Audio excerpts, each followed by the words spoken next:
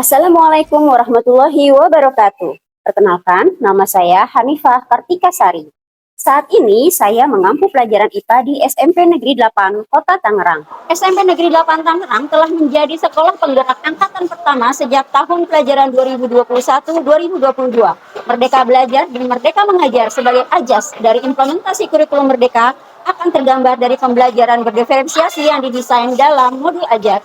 Di awal tahun ajaran baru, pertemuan pertama saya di kelas 9D, saya gunakan untuk mengamati dan menilai karakteristik peserta didik secara umum.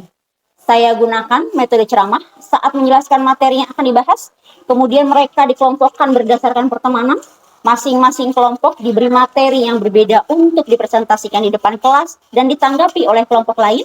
Di akhir pembelajaran, saya memberikan pertanyaan dari materi yang dipresentasikan sebagai kuis. Hasilnya, sebagian besar peserta didik hanya mampu fokus mendengarkan tidak lebih dari 7 menit. Banyak peserta didik yang tidak peduli dengan keadaan sekitar, saling melempar tanggung jawab, enggan berpartisipasi, minim motivasi. Bahkan, saat diberi pertanyaan yang cukup mudah, mereka masih kesulitan menjawab. Tampaknya, situasi kelas seperti ini memang sesuai dengan rapor pendidikan SMP Negeri 8 Tangerang, di mana kemampuan literasi turun hingga 21,43%, sedangkan kemampuan numerasi turun hingga 28,86%. Dan ini merupakan capaian terendah yang mendapat catatan paling perlu ditingkatkan. Tantangan lainnya adalah keadaan siswa yang tidak diperkenankan membawa gawai, sehingga saya harus menyesuaikan agar pembelajaran yang saya lakukan dapat mengakomodir semua tanpa harus tertinggal teknologi. Pembelajaran berdiferensiasi yang saya lakukan untuk menjawab tantangan tersebut sebagai praktik baik kali ini berjudul Ada IKN di Sistem Reproduksi Wanita. Apa dan bagaimana penerapan IKN pada materi tersebut? Mari kita simak video berikut ini. Langkah pertama yang saya persiapkan adalah mengecek kembali kesesuaian modul ajar dengan situasi kelas dan tantangan yang saya hadapi. Selanjutnya, saya membuat media pembelajaran interaktif untuk mempermudah peserta didik memahami materi. Kegiatan pendahuluan, saya melakukan asesmen kognitif dengan memberi pertanyaan secara umum seputar pengetahuan mereka tentang sistem reproduksi, dan asesmen non-kognitif dengan bertanya perasaan mereka saat itu. Karena belum bersemangat, saya mengajak mereka untuk ice breaking aljabar ganjil genap untuk melatih kemampuan numerasi mereka.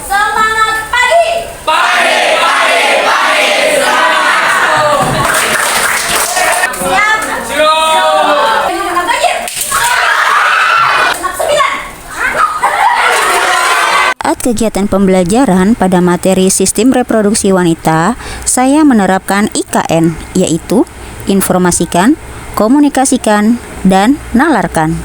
Pada langkah informasikan, saya memberi semua informasi yang dibutuhkan peserta didik selama kegiatan pembelajaran berlangsung, seperti tujuan pembelajaran, skenario pembelajaran, asesmen, bahkan kesepakatan belajar agar pembelajaran dapat berjalan dengan tertib. Saya menayangkan video proses terjadinya menstruasi. Peserta didik memberi informasi apa saja yang ingin mereka ketahui dari tayangan tersebut. Informasi tersebut ditempel sebagai bahan refleksi apakah setelah pembelajaran yang ingin mereka ketahui sudah terjawab. Langkah selanjutnya adalah komunikasikan. Masing-masing kelompok mendapat materi sesuai mata pelajaran yang diminati dan menyepakati cara pengumpulan data atau informasi, produk atau media yang akan dibuat, serta berbagi peran saat presentasi. Selanjutnya, peserta didik diberi kesempatan untuk mengumpulkan data atau informasi dengan cara yang telah disepakati, yaitu studi literatur di perpustakaan, wawancara dengan guru matematika, wawancara dengan guru informatika, atau wawancara dengan guru PAI. Setelah informasi dirasa cukup, saya mendampingi peserta didik dalam menganalisis keterkaitan satu informasi dengan informasi lain, sehingga dapat ditarik sebuah kesimpulan. Setelah menyiapkan media pembelajaran, peserta didik mempresentasikan hasilnya di depan kelas dengan dibuka oleh icebreaker.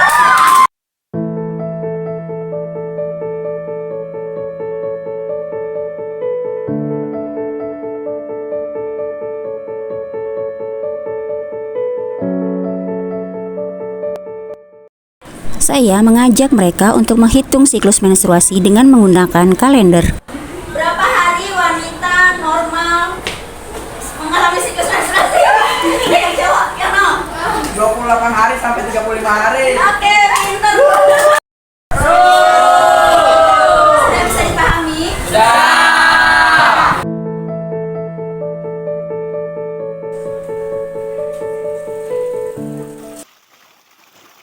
Setelah IKN ini diterapkan, ternyata memberikan hasil yang menggembirakan. Karena hasil rapot pendidikan di tahun berikutnya menunjukkan peningkatan, terutama pada capaian indikator yang sebelumnya menjadi prioritas perbaikan. Bahkan, kemampuan numerasi yang sebelumnya paling anjlok nilainya, justru paling tinggi capaiannya. Setelah melaksanakan pembelajaran berdiferensiasi dengan menerapkan IKN pada sistem reproduksi wanita, saya semakin semangat untuk lebih mengembangkannya dengan inovasi-inovasi yang lebih kreatif pada materi-materi yang lain. Karena saya melihat penerapan IKN ini lebih simpel dan fleksibel, serta dapat mengekspor kemampuan peserta didik. Bahkan hasilnya melebihi ekspektasi saya.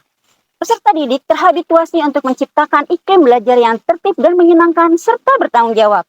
Seperti menjaga kelasnya selalu bersih dan wangi sebelum pembelajaran dimulai, semangat menyelesaikan tugas di awal waktu, berlatih di rumah sebelum tampil di depan kelas, sehingga kemampuan public speaking mereka pun ikut terus meningkat secara signifikan. Menurut saya, pembelajaran ini menyenangkan, mudah dipahami, serta menantang. Karena kita harus wawancara dengan guru lain. Jadinya, kita bisa janjian terlebih dahulu kapan kita bisa mewawancarai guru tersebut. Ini menarik, karena saya baru pertama kali seperti ini.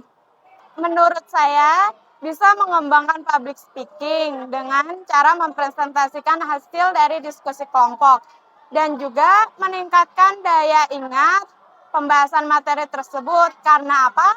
Karena setelah pembahasan materi tersebut akan ada kuis.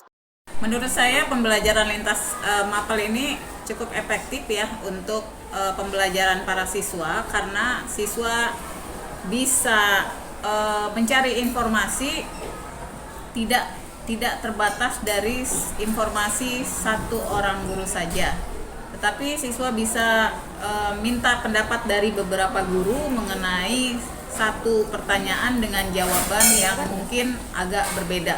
IKN dalam materi sistem reproduksi wanita menurut saya sangat menarik. Kenapa?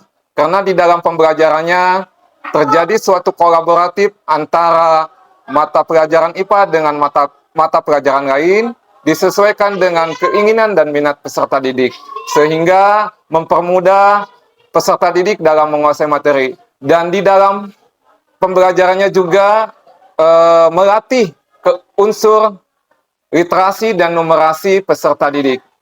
Hal ini sangat menginspirasi kami sebagai guru. Terima kasih. IKN dalam reproduksi wanita merupakan sebuah metode, sebuah langkah, sebuah model pembelajaran yang inovatif. Dengan tidak mengurangi esensi pembelajaran, tujuan pembelajaran tetap tercapai.